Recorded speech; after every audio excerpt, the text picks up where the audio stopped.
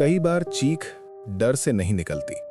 चीख कभी कभी किसी की आखिरी कोशिश होती है दुनिया को बताने की कि वो जिंदा है पर अकेली है। दिल्ली का एक छोटा सा अपार्टमेंट कॉम्प्लेक्स, पुराना, भीड़ भाड़ा, जहां दीवारों की आवाज भी पड़ोसी सुन लेते हैं। अर्जुन रात में देर तक काम करता था। उसके कमरे की खिड़की सीधे पड़ोस वाले फ्लैट की तरफ थी। रात 2:07। सब शांति में थे कि अचानक बचाओ, कोई है, प्लीज बचाओ। एक महिला की चीख, तेज, घबराई हुई और ऐसी कि सुनते ही दिल रुक जाए। अर्जुन उठा, धड़कन तेज, चिल्लाहट पड़ोसी फ्लैट 207B से आ रही थी। वहां रहती थी मीरा भाभी, उनकी 32 साल की पड़ोसन। शांत, सीधी सादी, पर आज उसकी आवाज किसी डरी हुई बच्ची जैसी थी। अगली सुबह अर्जुन ने देखा, मीरा भाभी बैल्कनी में थी, शांत, हाथ में चाय, जैसे कुछ हुआ ही नहीं। अर्जुन ने पूछा, भाभी सब ठीक है? कल रात? मीरा ने मुस्कुरा कर कहा, ओह कुछ नहीं बेटा, बस बुरा सपना था। पर उस मुस्कान में कुछ टूटा हुआ, कुछ छुपा हुआ लगा और उसके हाथ कांप रहे थे। उनके पति अजय बाहर तो बहुत सज्जन, अंदर बेहद गुस्सैल, ईगोइस्टिक, कंट्रोलिंग। पूरे मोहल्ले में लोग कहते अजय जी बहुत अच्छे हैं, लेकिन अर्जुन ने कई बार रात में खबरदार करने वाली लड़ाई की आवाजें सुनी थी। फोन किससे करती हो? बाहर क्यों गई थी? मेरी इज्जत खराब करेगी। मीरा हमेशा चुप रहती। उस रात भी अर्जुन जाग रहा था और 2:11 पर फिर वही आवाज, लेकिन इस बार चीख नहीं, घुटी हुई रोने की आवाज, जैसे कोई मुंह दबाकर रो रहा हो। अर्जुन बैल्कनी की तरफ भागा। मीरा भाभी बैल्कनी में नहीं थी, पर अजय की परछाई गलियारे में तेजी से घूम रही थी। अर्जुन की रूह कांप गई। अगले दिन अर्जुन ने मीरा को देखा। वो साड़ी पहन रही थी, हाथ में कांच का गिलास था, पर उसके हाथ में हल्की चोट थी, नीला निशान।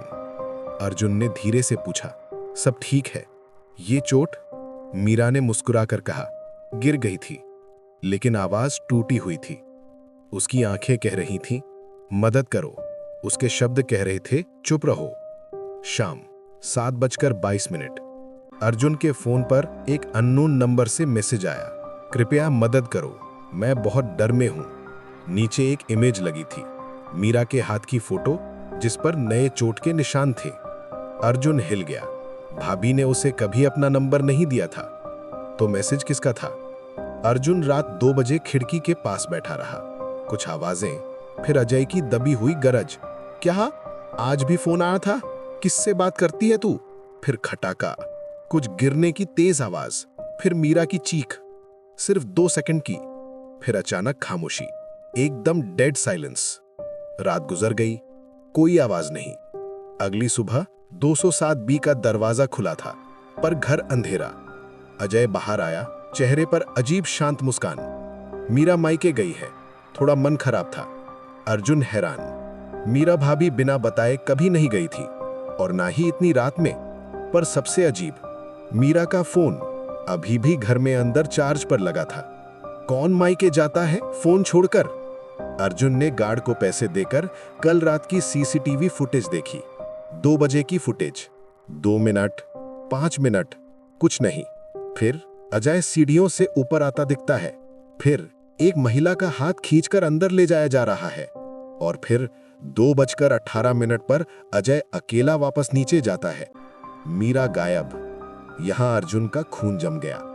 अर्जुन ने हिम्मत करके अजय से पूछा, मीरा भाभी मायके गई हैं, लेकिन उनका फोन यहां? अजय घूर कर बोला, तो बहुत सवाल पूछने लगा है। अर्जुन पीछे हट गया, पर वो जान गया अजय कुछ छुपा रहा है। मीरा कहीं नहीं मिली, मायके में नहीं, दफ्तर में नहीं, किसी को कुछ नहीं पता। अजय बार बार बोलता, वो खुद चली गई। पर हर रात अर्जुन को उस कमरे से हल्की सी सर सर जैसी आवाज आती, जैसे कोई बिस्तर खिसका रहा हो। अर्जुन पूरी रात नहीं सो पाता। एक शाम अर्जुन टेरेस पर खड़ा था कि अचानक 207B की बैल्कनी में हवा से उड़ता एक कागज दिखा। उसने हाथ बढ़ाकर पकड़ा। कागज के पीछे मीरा की हैंडराइटिंग, मैं कहीं नहीं गई, मैं वही हूं जहां तुम रोज मेरी चीख सुनते हो। सिर्फ ढूंढ कर देखो। अर्जुन की सांस रुक गई। उसने नीचे देखा। बैल्कनी के ग्रिल के पीछे एक छोटा सा गैप जो कमरे के इनसाइड स्टोरेज में जाता था। अर्जुन नीचे भागा। दरवाजा बंद, पर अंदर से हल्की सी थपथपाहट की आवाज, टुक टुक टुक, मानो कोई बहुत कमजोर इंसान दीवार पर धीमे धीमे मार रहा हो। अर्जुन ने फुसफुसा कर कहा, मीरा भाभी, आप अंदर हैं? अंदर से बहुत धीमी टूटती हुई आवाज, हाँ। अर्जुन के पैरों तले जमीन खिसक गई। अजय पर पुलिस केस हुआ। स्टोरेज रूम से मीरा भाभी को निकाला गया, अर्धचेतन हालत में। वो 3 दिन से अंधेरे कमरे में बंद थीं। उन्होंने सिर्फ इतना कहा, मेरी चीखें खिड़की के रास्ते बाहर नहीं जा पाती थीं। धन्यवाद कि आपने सुना। अगर अर्जुन उस रात न उठा तो क्या मीरा जिंदा बचती? आप क्या सोचते हैं? क्या ऐसे लोग सच में हमारे आसपास रहते हैं?